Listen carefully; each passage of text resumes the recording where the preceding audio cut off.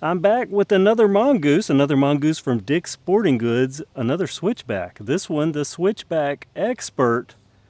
There are a few differences and some of the same. This one costs $200 more than the Switchback Comp that I just reviewed. I mean, literally, I was just out here with it. So I'm curious how the ride is going to differ between the two. Normally, I start up top, but this time I'm going to go literally by this sheet, so we're going to start out at this frame. Now, I said a couple of things that might be a hair off on the comp, the Switchback Comp review. I said the medium frame is a 16-inch. I've remeasured. This is also a medium frame. I've remeasured, and I believe it's about 16¼ inches, so just a hair over 16-inch. Then, of course, there's a small frame, a large, and an extra large to go with this medium. This frame is what they call tectonic aluminum, and it is just like the other frame with one main difference. We're going to start back here with one of the big things that's a commonality on both, and that's the rear spacing. A 135 rear spacing for this aluminum frame. Does have internal cable routing. That surprise, just like the other one. It's a pretty frame, and there's this difference, the main difference. We'll get to that in just a second. We're going to instead go to the fork, because this fork has 100 millimeters of travel, but it is an SR Suntour fork, an SR Suntour XCE 28. That 28 is going to give you the stanchion dimensions, 100 deep, but 28 millimeters around. This also has a quick release, so a quick release for the front wheel, and a quick release on this frame at the back. Another difference, another upgrade, the hubs. This is a Formula hub, a DC 1420 up front. This is the same hub I see on bikes at the local bike shop. And this hub at the rear, that's a Formula DC 1422. The rims have no branding, but the specs say they are exposure, and this is double wall rims, 32 hole. Those are stainless steel spokes with the black coating, 14 gauge. These tires are nice. They're WTB, they have good tread on them. Model Trail Boss, 29 by 2.25 on this frame. But remember, and if you haven't watched it already, you should go watch that Switchback Comp review. But the 27.5 is the small frame.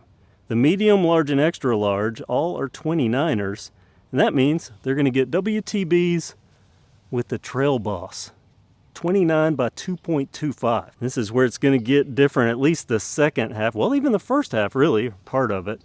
There are the Mongoose plastic pedals. There are the Pro Wheel 175 millimeter crank arms. But there is a single chain ring on this bike. That is a 32-tooth chain ring. The chain is a KMC Z8.1. The Switchback Expert's cog set is 8 gears, and that is a cassette. That is a 12 to 42 tooth cassette. So if you're keeping count, that's 32 tooth up front, 12 to 42 tooth at the rear, and that is shifted by a micro shift Acolyte. Starting to see these a lot more now. They are clutched. Pretty good for budget derailleurs. They make a little noise, but they keep chain drops down, keep everything working, and that's what we like. Things that work and have decent gear ranges, 32 tooth to 12 to 42. I would have liked to have seen a 30 up front, but I can work with this. The bottom bracket is a Feynman sealed cartridge, and I say that like I know the brand. I don't, but what I didn't mention in the comps review is that this is 73 millimeters. We have the Acolyte at the rear, the shifter up front, also an Acolyte, 8-speed micro shift. You can see there the triggers, or well, that was one of the triggers. Here's the other one.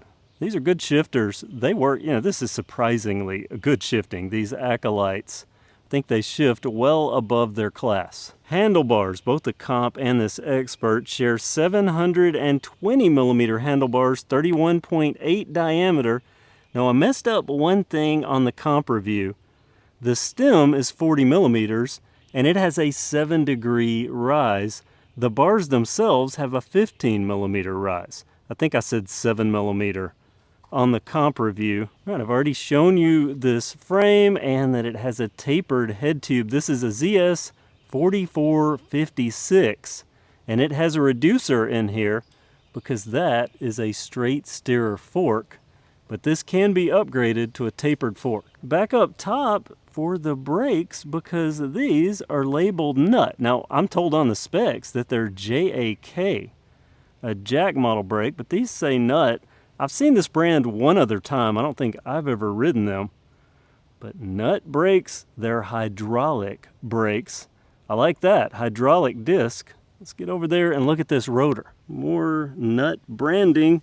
There's the rotor, 160 millimeters on the front, 160 millimeters at the rear. And the specs say the brake levers are Mongoose, but I think they're just part of this nut assembly. Either way, hydraulic brakes, welcome, because that comp, the Switchback comp, that had mechanical disc brakes. They worked, but I'm really hoping that there's a major difference with these nut brakes. If anything, they're classy looking, nice and streamlined up on the bars. Mongoose branded saddle, slightly different than that of the comp, so more expert stuff. It's thinner, a lower profile.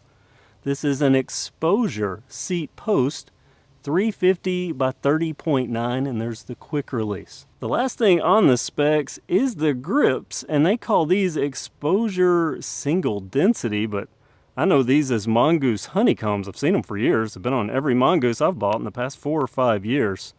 Slip-ons. Well, I said last thing. The very, very last thing is the frame sizes. Sized frames on these, and this bike, again, sold at Dick's Sporting Goods for $699.99 at the time of making this video, in 4 frame sizes: small, medium, large, and extra large. Bonus, I have a comparison chart, but I'm not going to make you look at this folded up piece of paper. I'm going to put it on your screen so you can see the differences in the frame.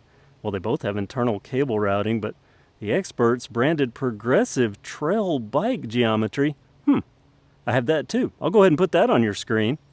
Then back to the frame, internal cable routing, tapered head tube, so that is definitely a difference, the tapered head tube. And the fork, exposure for the comp, the Sun Tour, XCE for the expert. Drivetrain, obviously a difference there, 2x7 versus a 1x8, but that's with that 12 to 42 tooth wide range cassette. Mechanical disc brakes versus hydraulic. Exposure tires, although the comp that I have says Innova on the tires. This one, this expert, WTB Trail Boss. And I know I just sort of teased you there with those geometry specs. I'm going to put them on your screen here for another couple of seconds. Let you glean what you can, maybe pause if you need to. The important one to many KevCentral viewers is the head tube angle on this bike, well, on all of the bikes. The Switchback Expert and the comp in all frame sizes, 66.5 degree head tube angle, and the seat tube angle, 73.5 degrees on all frame sizes. That's the components. Throw a tapered head tube on the same frame and doll it up with a different drivetrain, different tires, and a different fork. Let's see how this thing rides. I'm going to start out slow with something very important for new riders, the granny gear. 32 tooth up front and that 42 tooth for the actual granny gear, usable for seated climbs up most hills without overexertion. Get over the hills and to the fun stuff. The shifting nice and smooth and easy, especially easy for a new rider because there's less to work with. Only one shifter and 8 speeds. The better hubs, freer rolling, the better tires. These WTB tires add some extra bite on the trails, more traction, always good. The fork, it's enough and likely all some people will need. Small hops up front, slightly better. Some of that is the WTB tires, but the combo stacks up to be useful. Having ridden this bike back to back with its sibling, the Mongoose Switchback comp, is it a better experience? Is it worth a look? Well, let's consult the immediate post-ride me for some live commentary. Well, that was downright fun. Is it $200 worth of fun, spending an extra $200 over the Switchback comp? Well, if you like expansion possibilities, I would say yes. If you like easy climbing, though, I think that comp, slightly easier with its gearing, but this definitely more mountain bikey. Easier to shift through, faster, crisper, and even though it makes noise, this Acolyte But you don't see any chip damage there. It does its job. And you couldn't see it at the top of the trail there, but this blue is beautiful, light blue, and the graphics are a dark blue. Very nice. Yeah, I like this. The tapered head tube, the ability to put a dropper on the bike, but I'm gonna stop there and say that I do have a couple of gripes. When we get into that $700 price range, I'm more picky the more expensive a bike becomes. And at the $700 price range, in 2024, the time I'm making this video, I sort of expect a dropper to be included. If I'm not getting a dropper, I would like to see 142 rear spacing instead of 135, but it is what it is. Would that keep me from buying this bike? No, not at all. Not at all. This is good out of the box, and it's a Dick's Sporting Goods bike, so it's going to be properly set up, take it out of the store and ride it. And it does have that upgrade potential. Throw a tapered air fork on this. That'd make it a lot better. These wheels, they're decent. The hub's good. Entry-level bike shop tier, but still, that's good stuff. The sealed cartridge bottom bracket. There's a lot on this that means you're not going to have to mess with it a lot. Some tried and true, and even though this is new, these are proving themselves. Are these hydraulic brakes any good? These nut branded, even though I laugh at the brand, yeah, they're really good, actually. Surprisingly good. I mean, I've ridden a lot better, but I've also ridden a lot worse. I don't have any problem with these. I think they're going to work well, and I expect, just based on looking at the design, that they're going to work just like the other brakes. And I'm talking longevity-wise. Okay, maybe one more slight gripe. I would like to see a 180 up here. There's the underside graphics, even on this frame. Mongoose gotten to where they're doing frames right and making good bikes. I'm so happy to see in 2024 we're getting new Mongoose stuff. And that some of it is quite good, and I like seeing them expanding their horizons here, where you get some actual professional assembly to roll it out the store and ride it as is. Well, that's my look at the Switchback Expert. Comment below with what you think about this bike. And I just noticed this. Even the SR Sun Tour branding on the fork arch is a matching blue. Classy touches.